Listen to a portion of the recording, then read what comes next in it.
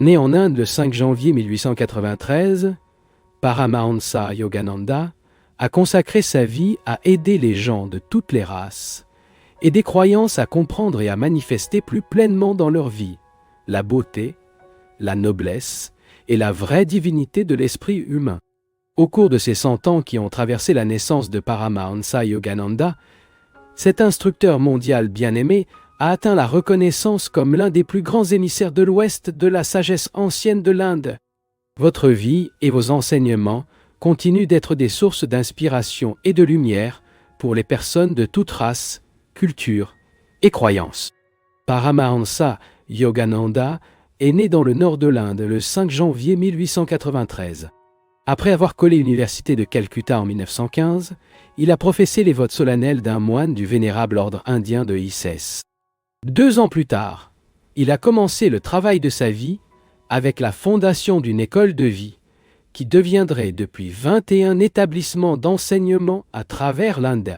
Il y avait des matières académiques traditionnelles, ainsi que la formation et l'éducation au yoga dans les idéaux spirituels.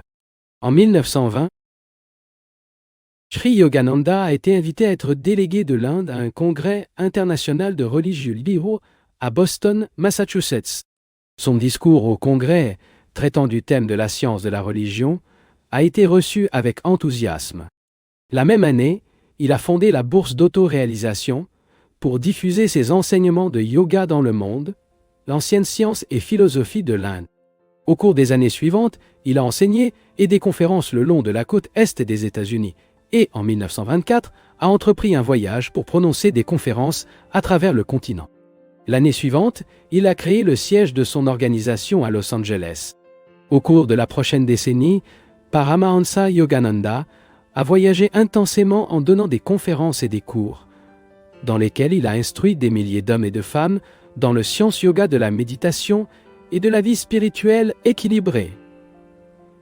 Enseigner l'unité sous-jacente, grande religion du monde, et aux méthodes de méditation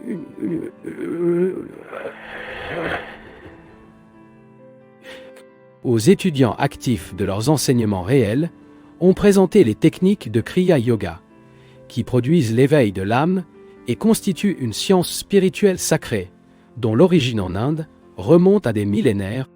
L'histoire de la vie de Sri Yogananda a été publiée en 1946, après avoir été élargie par lui en 1951. La cupidité, comme une étape importante dans la littérature spirituelle depuis sa première édition, reste l'un des livres les plus respectés et les plus lus sur le yoga et la pensée orientale. Aujourd'hui, le travail humanitaire et spirituel qu'il a commencé se poursuit, sur la direction de Sri Dayamata, l'un de ses premiers et plus proches disciples et président de la bourse de réalisation de soi, Yogodon Satsanga Society of India, depuis 1955, en plus de publier les conférences, travaux et conférences informelles de Paramahansa dans le Yogananda, y compris les leçons qui traitent science de la méditation, la société supervise également les temples, les retraites et les centres du monde, ainsi que les communautés monastiques de l'ordre de réalisation de soi et un cycle mondial de prière.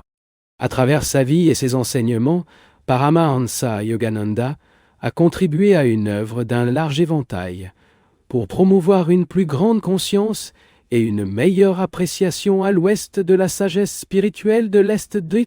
Dans un article sur la vie et le travail de Sri Yogananda, le Dr Kinshaw Jr., professeur de religion comparative et sanskrit du Claremont College, a écrit Paramahansa Yogananda en Occident, non seulement la promesse éternelle que l'unité est possible de réaliser, nous offre, mais aussi une méthode pratique par laquelle ceux qui aspirent à la spiritualité dans tous les modes de vie peuvent poursuivre cet objectif rapidement.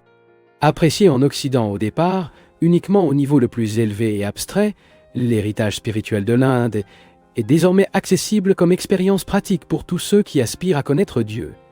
Non pas dans le béyon, mais ici et maintenant. Yogananda a mis dans toutes les méthodes de contemplation les plus élevées.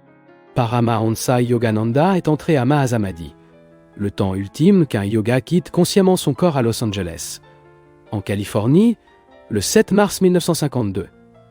Après avoir terminé son discours sur le banquet en l'honneur de son Excellence Binay Sen, Ambassadeur de l'Inde, l'instructeur du grand monde a démontré la valeur du yoga, non seulement dans la vie, mais aussi dans la mort.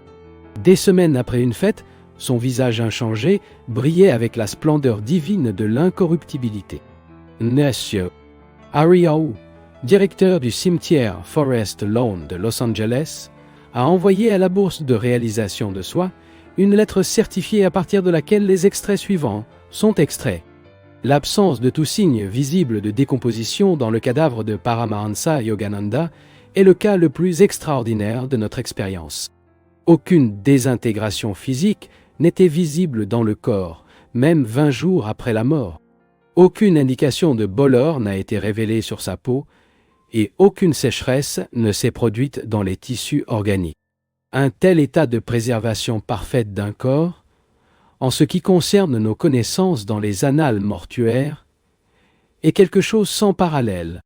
En recevant le corps de Yogananda, le personnel du cimetière s'attendait à observer, à travers la couverture du verre de cercueil, les signes habituels et progressifs de décomposition physique.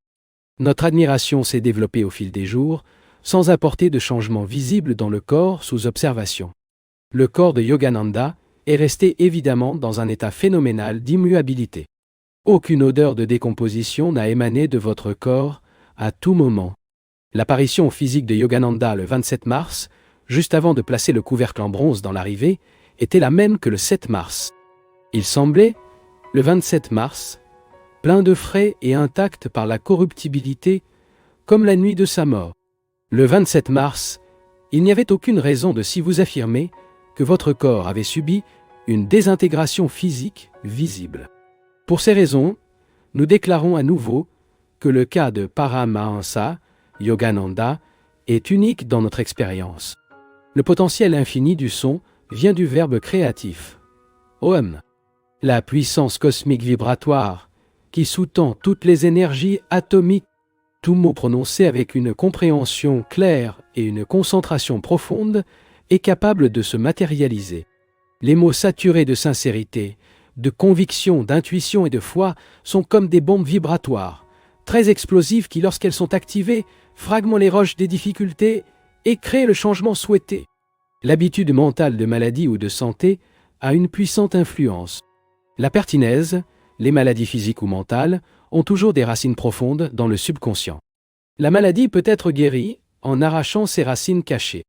C'est pourquoi toutes les déclarations de l'esprit conscient doivent être suffisamment intenses pour imprégner le subconscient, ce qui, à son tour, influence automatiquement l'esprit conscient. Ainsi, de fortes déclarations conscientes réagissent sur l'esprit et le corps, agissant à travers le subconscient. Des déclarations encore plus fortes atteignent non seulement le subconscient, mais aussi l'esprit superconscient, l'entrepôt magicien des pouvoirs miraculeux. Les répétitions intelligentes, patientes et attentionnées font des merveilles. Les affirmations pour la guérison des troubles chroniques, physiques ou mentaux, devraient être répétées souvent, profondément et ininterrompues, ignorant complètement les conditions contraires ou inchangées, le cas échéant, jusqu'à ce qu'ils deviennent une partie intégrante des convictions intuitives profondes de la personne. Choisissez votre déclaration et répétez-la en entier, d'abord à haute voix, puis doucement et plus lentement, jusqu'à ce que votre voix devienne un murmure. Ensuite, progressivement, dites mentalement seulement, sans bouger votre langue ou vos lèvres, jusqu'à ce que vous vous sentiez une concentration profonde et ininterrompue. Pas inconscient, mais une séquence pensée profonde ininterrompue. Si vous continuez avec votre déclaration mentale, en plongeant de plus en plus profondément, vous ressentirez un sentiment croissant de joie et de paix. Pendant l'état de concentration profonde, sa déclaration sera mélangée au courant subconscient pour revenir plus tard, renforcée avec le pouvoir d'influencer l'esprit conscient par la loi de l'habitude. Pendant la période où vous ressentez une paix croissante, votre déclaration s'approfondit dans un domaine superconscient, puis revenu chargé du pouvoir illimité d'influencer votre esprit conscient et de satisfaire vos désirs. Ne doutez pas, et vous assisterez au miracle de cette foi scientifique. Les répétitions aveugles des demandes ou des affirmations, sans en même temps dévotion ou amour spontané, font de la personne un simple liqueur, ignorant la signification de leurs prières. Vocaliser les prières mécaniquement, tandis qu'intérieurement, on pense à autre chose, ne provoque aucune réponse de Dieu. Une répétition aveugle, prendre le nom de Dieu en vain, est inutile. Répéter une demande ou une prière à plusieurs reprises, à haute voix ou mentalement, et avec une attention et une dévotion de plus en plus profondes, spiritualise la prière et transforme cette répétition convaincue et consciente en une expérience superconsciente. Méditez sur le sens de la demande que vous avez choisie jusqu'à ce qu'elle fasse partie de vous. Saturez l'ordre avec une dévotion lors de la méditation dessus. À mesure que votre méditation s'approfondit, augmentez la dévotion et offrez mentalement la demande comme transport de votre propre cœur. Devenir imprégné de foi dans lequel le désir de votre cœur, exprimé par cette demande particulière, est ressenti par Dieu. Sentez-vous juste derrière le rideau de votre demande de dévotion. Dieu écoute les paroles silencieuses de votre âme. Sentez cela. Soyez un avec votre demande de cœur et soyez complètement convaincu qu'il vous a écouté. Prenez ensuite soin de vos devoirs sans demander si Dieu répondra à votre demande. Croyez en absolu que votre demande, il a été entendu et que vous saurez que ce qui est de Dieu est aussi le vôtre. Méditez sur Dieu sans cesse et lorsque vous vous sentez, vous acquiert votre héritage en tant que Fils divin. Mais entendez tous ceux qui viennent à lui pleins de confiance, dans lequel Dieu y agit.